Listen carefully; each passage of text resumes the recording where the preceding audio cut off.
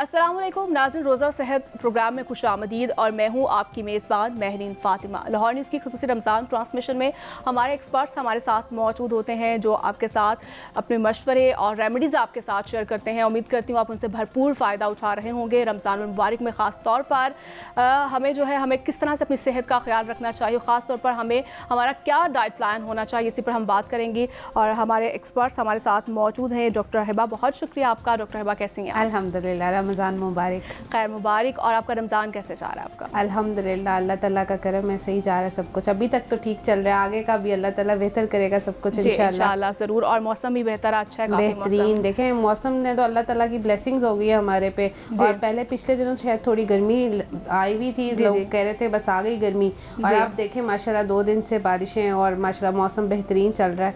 अल्हम्दुलिल्लाह, अल्लाह ताला का करम है, ये रमज़ान की ब्लेसिंग्स हैं। बिल्कुल ऐसे ही है।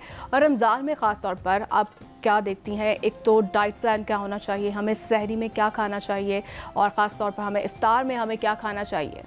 अच्छा देखिए, पहले हम सहरी की बात करेंगे, ठीक है जी। अब सहरी रमज़ान को एक बहुत मिथ भी की सोची हुई है। लोग कहते हैं कि रमज़ान में हम वेट लूज़ कर लेंगे, 8 से 10 किलो कम कर लेंगे, लेकिन वो 8 से 10 किलो कम करने के बजाय वो 8 से 10 किलो बढ़ा लेते हैं, क्योंकि उनको रमज़ान का बेसिक मकसद नहीं पता कि अल्लाह ताला ने बेशक ये 1 मंथ हमें दिया है, ये बेसिकली हमारे लिए इंटरमिटेंट फास्टिंग ही है, ठीक है। इसको हम तरीके से जो है ना इंजॉय भी नहीं करते, और वो ना इंजॉय करने की वजह से बहुत सी ऐसी चीज़ें हम गलत कर देते हैं जिसकी वजह से हमारा रमज़ान के जो रोज़े हैं वो सही तरीके से अदा नहीं हो पा रहे होते। I am not talking about the prayers, मैं सिर्फ वो बात करें कि खाने में हम ऐसी कोताहियां कर देते हैं जिसकी वजह से हम पूरा रमज़ान आवाज़ार ही रहते हैं। अब हम अगर बात करें कि सहरी की, सहरी में मैं अगर पर्सनली अगर पेशेंट्स को रेकमेंड करूं तो मैं जो है तहज्जुद के टाइम से कहती हूँ, क्योंकि रमज़ान में सारे तहज्जुद के टाइम पे उठते हैं और तहज्जुद के टाइम से उनकी ईटिंग हैबिट स्टार्ट करवाती हूँ। अब मेरी कोशिश क्या होती है कि तहज्जुद के टाइम पे मैं उनको वो ड्रिंक दूँ जो कि अफ्तार से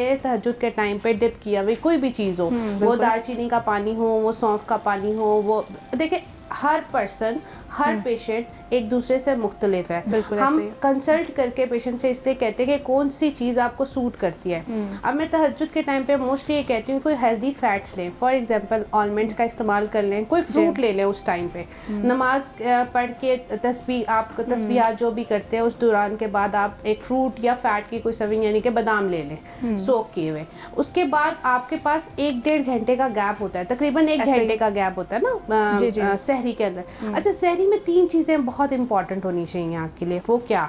वो ये कि आपके फैट्स, कार्ब, प्रोटीन। अब बहुत से लोगों को नहीं पता फैट्स, कार्ब, प्रोटीन क्या है, होते क्या है, इनको कहते क्या है। वो देसी घी से या जो भी घी से लदा हुआ पराठा खा लेते हैं और कहते हैं इसमें ही फैट है, इसमें ही कार्ब्स है, और ये जो है ना हमारे लिए बेसिक, क्योंकि हमने सारा दिन रोजा रखना है, हमें लग जानी है भूख। अब वो चीज़ें पिक करते हैं जिसमें जो है हमारी कैलोरीज बहुत ज़्यादा है और जो हमें नुकसान दे रही हैं। अब आज आपके ट्रांसमिशन में ये बताने का मकसद है कि हमने सहरी अच्छे तरीके से एक full of nutrition point of view से, न्यूट्रिटिव पॉइंट ऑफ व्यू से हमने लेनी है, और ऐसे लेनी है जिसमें तीनों चीजें हों, फैट्स भी हों, कार्ब्स भी हों और प्रोटीन भी हों। अब आ जाए वेट लॉस के। अभी मैं वेट लॉस की बात इसलिए करूं क्योंकि most of the time Ramzan में वेट लॉस की ही बात होती है, वेट गेन बहुत कम लोग ही करते हैं, ठीक है। अगर हम वेट लॉस की बात करते हैं तो सुबह के टाइम अगर मैं कह रही हूँ कि सहरी के टाइम आपने फैट्स, प्रोटीन, कार्ब्स लेना है, तो फैट्स में क्या आ जाएगा, जैसे कि मैंने अभी जिक्र किया है कि आलमंड्स आ गए हैं, हेल्दी फैट्स हो गए। आपने योगर्ट का इस्तेमाल लाजमन करना है, 100 ग्राम योगर्ट आप कंपल्सरी कर लें, क्योंकि योगर्ट हमारा प्रोबायोटिक भी है। आपने देखा होगा रमजान में, आपको पता ना सहरी में लोग लस्सी जो है वो बड़े शौक से पीते हैं। हाँ जी, पी सकते हैं। मतलब आपने जो, अगर आप दही नहीं खा सकते उसमें पानी डालकर आप शुगर आइटम थोड़ी सी कम करनी है, व्हाइट शुगर का इस्तेमाल नहीं करना, ठीक है। अब दही मैं इसलिए पॉइंट आउट कर रही हूँ क्योंकि रमजान में अमूमन हमारा गट बहुत ज़्यादा ख़राब हो जाता है, गट की ही प्रॉब्लम्स क्रिएट होती है ना, एसिडिटी है, कोई गट पेशेंट है, किसी को ब्लॉटिंग होती है, रोज़ा रख के सो गए हैं, सुबह उठनी है तो बर्निंग हो रही है, इसोफेगस में बर्निंग है, ये सारी बहुत कंप्लेंट्स आते हैं। क्यों? क्योंकि हम दही का इस्तेमाल नहीं करते अपनी डाइट में। अब सहरी में मैंने जैसे आपको बताया फैट्स में हमारा आलमंड भी आ गया, दही भी आ गई, ठीक है। अब आ जाती है कार्ब्स। अब लोग कहते हैं कि गंदम की रोटी खाते हैं तो हमें सुकून आता है, लेकिन देखिए मैं एक रिक्वेस्ट आपके ट्रांसमिशन से कर रही हूँ कि आप लोगों ने अगर वेट कम करना है अपना ड्यूरिंग रमज़ान तो कोशिश करें रोटी खाएं। रोटी खाने से मैं मना नहीं करूँगी, लेकिन रोटी आप जौ, बेसन या बाजरा, ऐसी चीज़ों की रोटी खाएं जिसमें ग्लूटेन कम हो या हो ही ना। गंदम में ग्लूटेन होता है। जब हम पराठा या हम रोटी खाते हैं सहरी में, वो हमारा वेट इंक्रीज करने में मदद देता है, ना कि डिक्रीज करने में। ठीक है, हमने क्या करना है, हमने बेसन की रोटी बनवा लेनी है या गंदम की रोटी, सॉरी बाजरे की, राइस में भी नहीं हम प्रेफर देते, बाजरा, जौ, बेसन। ठीक है, अब पेशेंट्स कहते हैं कि हमें खाली इनकी रोटी खाई नहीं जाती, तो मैं इजीली कहती हूँ बेसन ज़्यादा मिकदार में रखकर कम मिकदार में उसमें गंदम डाल लें, लेकिन ज़्यादा क्वांटिटी बेसन की हो। ठीक है, वो हमारी एक मल्टीग्रेन रोटी जिसको कहते हैं, 7 इंच की, मैं बार बार इसलिए रिपीट करती हूँ 7 इंच की, वो 45 ग्राम का एक पेड़ा बनता है आपका। वो आपने अब सहरी में लेना है, वो आपकी सीरियल की यानी कि कार्ब्स की एक हमारी सर्विंग चली गई, फैट्स भी आ गए, कार्ब्स भी आ गए, अब प्रोटीन पोर्शन आ जाता है। अब प्रोटीन में क्या लीजिए, अब जो मैंने आपको दही रिकमेंड की है, तो मोस्ट ऑफ द टाइम उसमें भी आपकी प्रोटीन जा रही है, और अंडा एक बहुत ज़्यादा ज़रूरी है। अंडे में आपके विटामिन डी भी है। ठीक है, अंडा हाफ फ्राई या फिर जैसे आपका, जैसे बहुत से पेशेंट्स होते हैं वो कहते हैं कि हमें स्क्रैम्बल एग चाहिए है, हमें ऑमलेट चाहिए है, हम बॉयल एग नहीं खा सकते, लेकिन अंडा जरूर लेना है, वो आपकी फुल न्यूट्रिशन जो ना आपकी प्रोटीन की पूरी करता है, यानी किसी भी सूरत में वो अंडा जरूर। अच्छा, बहुत से क्लाइंट्स होते हैं वो कहते हैं हमसे रोटी खाई नहीं जाती, हम चावल खा लेंगे, तो कोई मसला नहीं, आप राइस ले लें सुबह के टाइम सहरी में, लेकिन 4 to 5 टेबल स्पून से ज़्यादा ना हो, लेकिन आपकी एक पूरी प्लेट बनी हो, जिसको हम माय प्लेट में कहते हैं, कि हम एक अच्छी प्लेट तैयार हुई हो जिसमें आपके तीनों कंपोनेंट कंप्लीट होते हो, मैक्रोन्यूट्रिएंट्स जिसको कहते हैं। ठीक है, ये हमारी सहरी होगी। अच्छा, मैं इसमें 2 चीज़ें और ऐड करती हूँ, कि जैसे खजूर का इस्तेमाल मैं सुबह भी करवाती हूँ, वो हमारी इंस्टेंट सोर्स ऑफ एनर्जी है, उसमें पोटाशियम भी है। आपने नोट किया होगा मोस्टली जब रमज़ान में, एक तो हमारी स्किन भी ड्राई होती है, लेकिन हमारे मसल्स बहुत वीक हो जाते हैं जी। ठीक है, हमें क्रैम्प्स पड़ते हैं, हमें वीकनेस होती है, तो हम फिर जब सहरी के टाइम 2 खजूरें ऐड करवाते हैं, योगर्ट ऐड करवाते हैं, प्रोटीन पोर्शन भी आ गया, कार्ब्स पोर्शन भी आ गया, फैट पोर्शन भी आ गया, तो ये फुल ऑफ एक मील तैयार हो जाता है। ठीक है जी, आपने जिस तरह से बात की खजूरों की, तो जो डायबिटिक पेशेंट्स होते हैं क्या वो भी इसका इस्तेमाल कर सकते हैं? देखिए, केला नहीं खा सकते तो खजूर खा सकते हैं वो, अगर उनकी कंट्रोल डायबिटीज़ है। खजूर में पोटाशियम है, डायबिटीज़ के जो मरीज़ हैं ना, उनका पोटाशियम लेवल कम होने की वजह से उनको क्रैम्प्स पड़ते हैं। तो पोटाशियम लेवल उन्हें रमज़ान में भी मेंटेन रखना है, तो मेंटेन रखने का मकसद सिर्फ ये है, देखिए मैं एक चीज़ कहती हूँ कि हर चीज़ एक बैलेंस तरीके से आपकी चलनी चाहिए। वो बैलेंस क्या आएगा कि आपने सब कुछ खाना है, लेकिन अपनी अमाउंट और अपने कंसल्टेंट से कंसल्ट करके, कि मैं अगर कंसल्टेंट की बात मैं इसलिए करी क्योंकि मरीज़ ही आपके पास आएगा ना, एक ओबेसिटी ओवरवेट में अगर पेशेंट है तो उसको मल्टीपल डिजीज़ हिट किए होंगे ना, मे बी वो यूरिक एसिड का मरीज़ है, या कोलेस्ट्रॉल, हाई कोलेस्ट्रॉल का मरीज़ है, हाइपरटेंशन का मरीज़ है, ये सारी चीज़ें बीच में चल रही होती है ना, तो इन चीज़ों को देखते हुए आपने अपना एक डिज़ाइन कस्टमाइज डाइट प्लान तैयार करना होता है। ये जो मैंने आपको डाइट प्लान बताया, ये एक जैसे नॉर्मल रूटीन में एक नॉर्मल पर्सन नॉर्मल BMI पे लाई करा, और वो कह रहे हैं रमज़ान में मेरा नॉर्मल BMI, ब्लड प्रेशर का है, वो मरीज़ है, वो डायबिटिक है, यानी ये नॉर्मल है वो डाइट प्लान सहरी के लिए। हाँ जी, मतलब उनके लिए मैंने जैसे आपको अर्ज किया कि डायबिटीज़, हाइपरटेंशन जिनको डिजीज़ है, मेजर डिजीज़ है, वो अपने कंसल्टेंट से कंसल्ट करें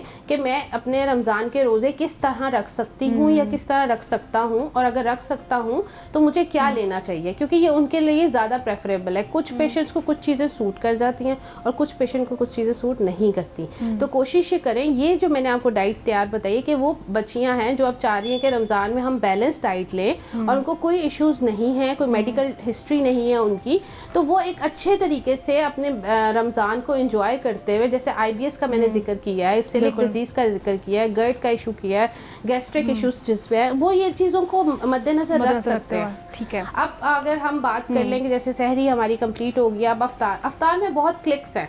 अफ्तार तो जब खुलते हैं तो बहुत से लोगों की होती है बस जल्दी से मीठे का शरबत पी लिया, बस मीठे कुछ चीज़ होनी चाहिए, समोसे, पकौड़े, कचौरियाँ, इस तरह की जो है ना वो चीज़ें लोग खाना पसंद करते हैं, फिर कहते हैं हमारा वेट जो है वो कम नहीं हुआ। और सबसे बड़ी बात वो ना दूध सोडा और दूध जामी शीरी और ये चीज़ें, मतलब ये डिफरेंट टाइप के शेक्स बनते हैं। शेक्स। अच्छा, मैं बड़ी हैरान होती हूँ, जब दूध सोडे का बहुत ट्रेंड आया हुआ था ना, दूध में 7 अप डाल के, गर्मी है, अब तो चले रमज़ान ऐसे सीजन में आया है कि उसमें नहीं हमें, लेकिन अभी भी लोग जामे शीरी, मतलब सिंथेटिक जूस का इस्तेमाल ज़्यादा करते हैं, वाइट शुगर आइटम से जो बनी हुई शुगर के ड्रिंक्स होते हैं, वो मैं एडवाइस करती हूँ कि आप रोज़ा जो है ना 1-2 खजूर और 1 गिलास पानी से खोलें। ठीक है। अच्छा, बड़ी मज़े की बात है कि अगर आप ये जो टाइम पीरियड है ना उसको कंट्रोल कर लिया आपने, तो आप पूरा रमज़ान बड़े अच्छे तरीके से रोज़े गुजार सकते, यानी कि नमाज के टाइम तक आपने वो खजूर और पानी से ही रोज़ा खोलना है और नमाज के टाइम तक आपने आपको अपनी एपेटाइट को कंट्रोल करना है। वो टाइम आपकी बॉडी मेटाबोलाइज हो रही होती है। आपने नमाज पढ़नी है, नमाज के बाद ऐसा ड्रिंक जिसमें सिंथेटिक ना हो, वाइट शुगर ना हो, कोई भी ड्रिंक हो सकता है। आप एलोवेरा ड्रिंक ले लें, आप orange juice, fresh orange juice ले लें, उसमें बेसल सीड डाल दें, तुखमलंगा डाल लें, लेमनेड ले लें, लेमन ड्रिंक ले लें, जो भी। अच्छा, वो ड्रिंक आपने पी लिए, फिर भी आपने अपने, देखिए रोज़ा एक पेशेंस है, सब्र, आपने फिर सुकून करना है। फिर आपने एकदम से जो, अच्छा लोग कहते हैं ये कहने की बात होती है, लेकिन लोग करते हैं आप, क्योंकि लोगों को अपने गट से बहुत ज़्यादा तकलीफ होती है जब पहले 2-3 रोज़ों के बाद वो ना कुछ खा पी रहे होते हैं, ना अफ्तारी सही तरह कर रहे होते हैं, ना सहरी सही तरह कर रहे होते हैं, उनकी मैदा डिस्टर्ब रहता है, ऐसा ही, ठीक है, क्योंकि देखिए सारी चीज़ें ही डिस्टर्ब हो जाती हैं। वाटर इनटेक कम हो गया, प्रोटीन इनटेक कुछ नहीं है, और जो रात के काम करते हैं उनके लिए सहरी करना मुश्किल हो जाता है, वो जल्दी खाकर सो जाते हैं, ये सारी चीज़ें साथ चल रही हैं। पानी की कमी, डिहाइड्रेशन जो है वो बहुत ज़्यादा हो सकती है, इससे कैसे ओवरकम किया जा सकता है, वो भी मैं आपको बताती हूँ। अब ये ड्रिंक आपने पी लिया, वो ड्रिंक पीने के बाद आपने 10 मिनट का अपने गैप देना है,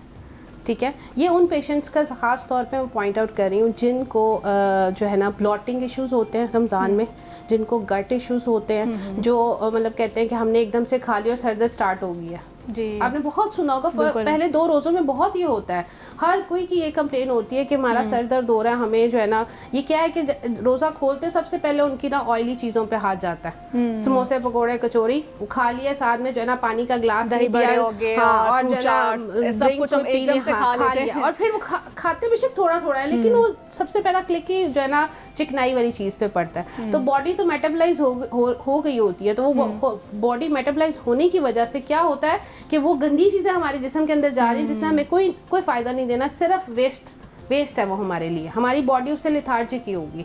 तो वो गैप में आप एक अच्छी सी फ्रूट चाट तैयार करवाएं अपने लिए, ठीक है। अच्छा, मैं एडवाइस ये करती हूँ, फ्रूट चाट से बेहतर आप रॉ फ्रूट्स ले लें, ठीक है। चना चाट तैयार करवाएं फुल ऑफ उसमें वेजिटेबल्स डलवा के, ठीक है। जिनको मैं फिर बार बार हाईलाइट कर रही हूँ, यूरिक एसिड, डायबिटीज़, हाइपरटेंशन, वो अपने कंसल्टेंट से कंसल्ट करें कि कौन सी वेजिटेबल उनको सूट करती है, कौन सी ब्लॉटिंग करती है, कौन सी नहीं करती।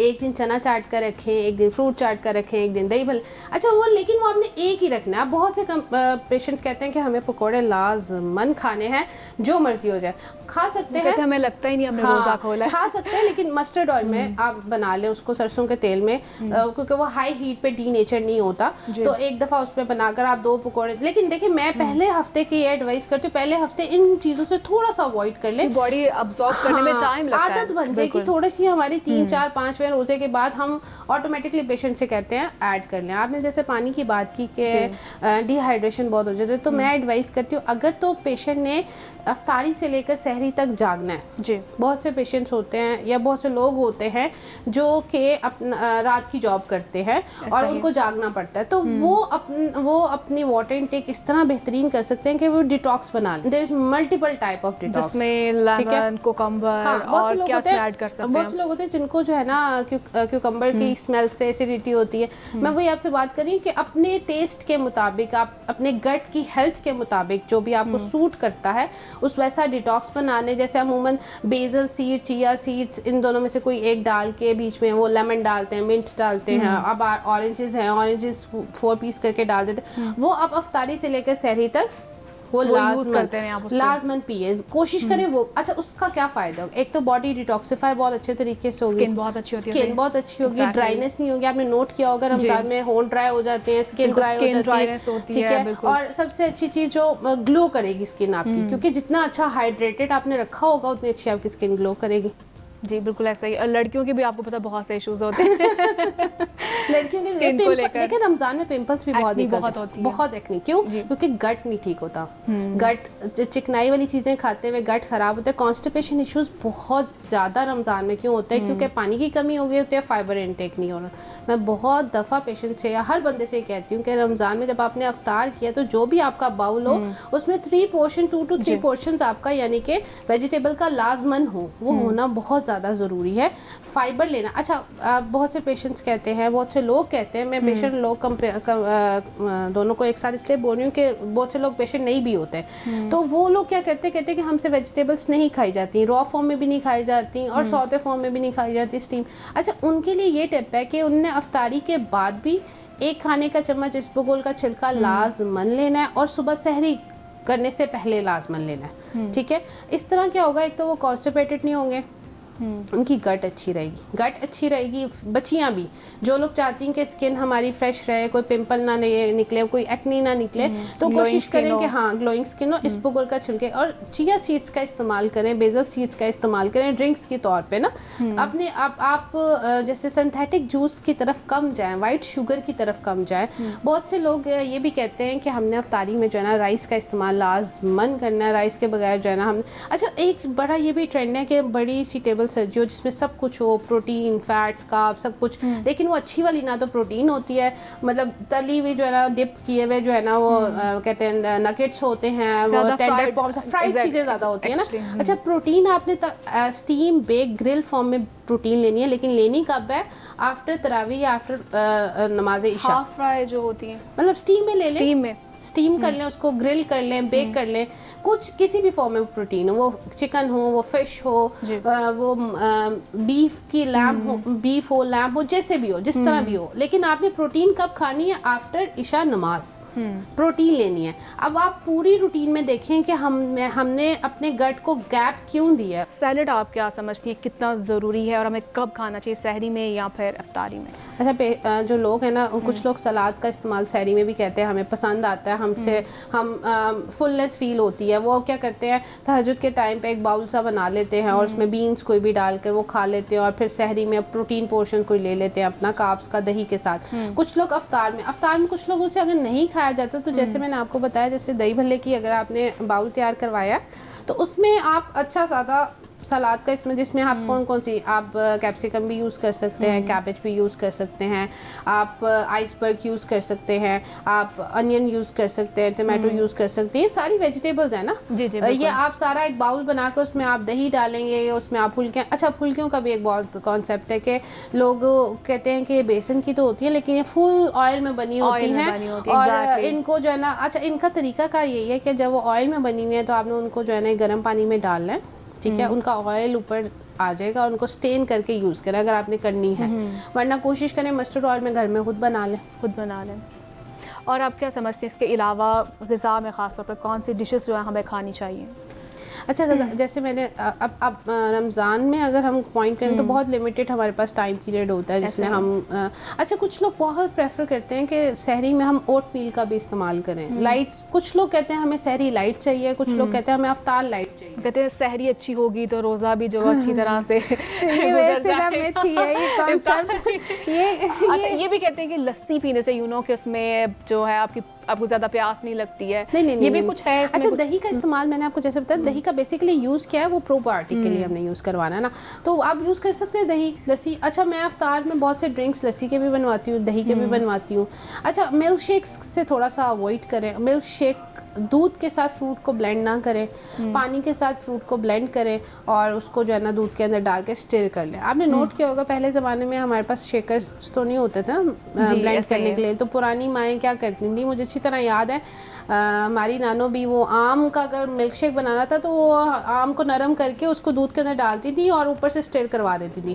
तो वो कहती थी अब हम जब एब्स्ट्रैक्ट आर्टिकल्स पढ़ें तो पता चला जब जाहिर बात है हीट एनर्जी लगती है और मिल्क के साथ जब फ्रूट ब्लेंड होता है तो वो मतलब कुछ भी नहीं आपको मिल रहा उसके। बहुत सी माएँ आती हैं जो कहती हैं कि हमारा वेट, हमारे बच्चे का वेट ही नहीं गेन हो रहा, तरीका नहीं पता होता, सीक्वेंस नहीं पता। जैसे हम रमज़ान की बात कर रहे हैं, रमज़ान सबके लिए रमज़ान है, लेकिन कुछ लोग इसको अच्छे तरीके से सब कुछ खा के वो नहीं रहता। हाँ, सब कुछ खा के अच्छे तरीके से एंजॉय करते हुए रमज़ान गुजार लेते हैं। कुछ लोग एक्स्ट्रा ऑर्डिनरी जो है ना उसको खाकर अपने पहले 3 रमज़ान तो वो खा लेते हैं, अगले के 27 जो रोज़े होते हैं वो तकलीफ में गुजार रहे होते हैं। कभी सर में दर्द है, कभी पेट में दर्द है, कभी कॉन्स्टिपेशन है, कभी गट खराब हो गया, कभी बीपी हाई हो गया, कभी जो है ना शुगर लेवल हाई हो गया, ये सारी चीज़ें साथ साथ चलती हैं। इसलिए डे 1 से ही आपने अगर अपने आप को कंट्रोल किया और बैलेंस चीज़ें लेते हुए सब कुछ इंजॉय किया। जैसे मैंने आपको कहा, आप पकौड़े भी खा सकते हैं, आप समोसे भी खा सकते हैं, लेकिन आपने चीज़ों को देखते हुए दिखाना है। लिमिटेड जो है उसकी हर चीज़ की लिमिट होनी चाहिए। बैलेंस बहुत ज़रूरी है रमज़ान, पेशेंस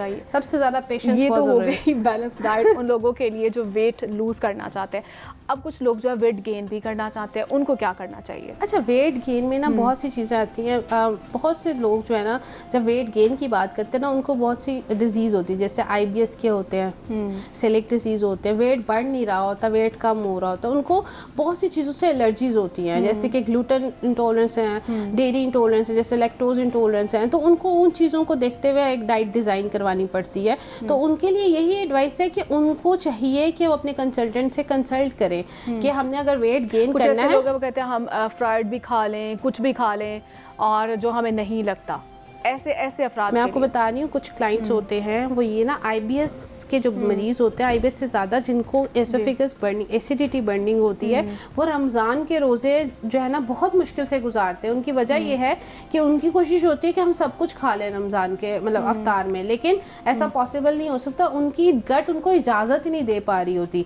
तो वो वेट लॉस उनके होने की सबसे बड़ी वजह ये होती है कि हम उनको वेट गेन नहीं करवा पा रहे होते अगर वो हमारा साथ नहीं देते, क्योंकि हमने जो चीज़ें उन्हें देनी है वो चीज़ें वही हैं जिनको वो निगलेक्ट करते हैं। यानी यहाँ पे भी बैलेंस होनी चाहिए। हर चीज़ में बैलेंस, यानी लाइफ में बैलेंस जो है वो बहुत ज़रूरी है। इसके साथ हमारे प्रोग्राम का वक्त है वो भी ख़त्म हुआ जाता है। बहुत शुक्रिया आपके वक्त का। तो नाज़रीन, मुझे इजाज़त दीजिए, फिर कल आपसे मुलाकात होगी अल्लाह ने के बाद।